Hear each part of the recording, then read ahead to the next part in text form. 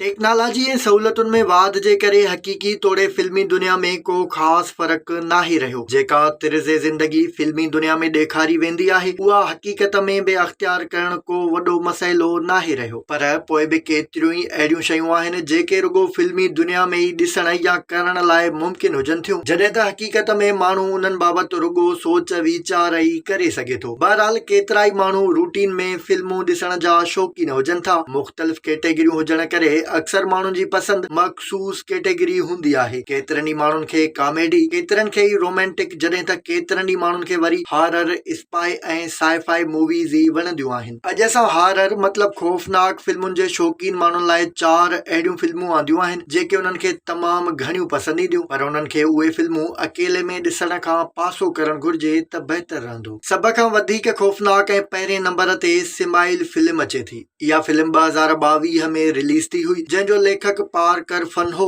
ऐं फिल्म जी हिदायतकारी बि उन ई कई हुई। इहा फिल्म 2020 में आयल short story film Lara has not slept ते ॿधल आहे। फिल्म में नाले वारी अदाकारा सौसी बेकन रोज़ कोटर नाले हिक डॉक्टर जो किरदारु अदा कयो आहे, जेका हिक मरीज़ जे इंतिहाई हैरान कंदड़ आपघात वारे वाक़े खे ॾिसण खां पोइ परेशान थी वञे थी ऐं जेको कुझु उहा महसूस कंदी आहे इहो बि इंतिहाई हैरान कंदड़ खौफ़ ॾियारींदड़ हूंदो आहे। इन फिल्म में ॿियनि बि नाले वारनि अदाकारनि कमु कयो आहे जेका ख़ौफ़नाक फिल्मूं ॾिसण जे शौक़ीननि लाइ बहितरीन साबित थींदी, जॾहिं त इन फिल्म खे अमेज़ॉन प्राइम वीडियोज़ ते ॾिसी सघिजे थो। ख़ौफ़नाक फिल्मुनि वारी फ़हरिस्त में ॿियो नंबर हेरिडेटरी फिल्म माणियो आहे, जेका साल 2018 में रिलीज़ थी हुई, जंहिंजे लेखक एरी एस्टर ई फिल्म जी डायरेक्शन ऐं पहिरियों भेरो हिदायतकारी कई। फिल्म में ॾुखोयल कुटुंब जी कहाणी ॿुधाई वई आहे, जंहिं कुटुंब जा भाती हिकु हिकु करे मरण लॻंदा आहिनि। इहा फिल्म बि ॾिसंदड़नि खे खौफ़ ॾियारण में वॾी हद ताईं कामयाब रही, जेका तव्हां लाइ बि ख़ौफ़नाक साबित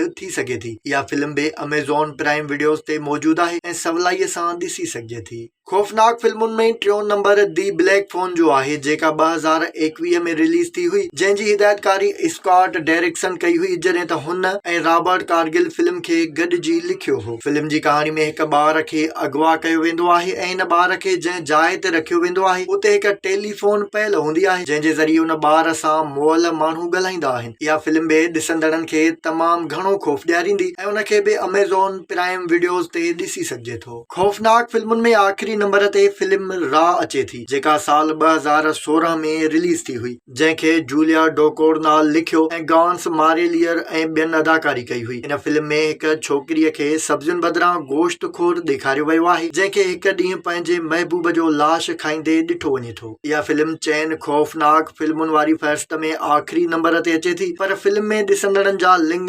कांडारींदड़ केतिरा ई सीन मौजूदु आहिनि।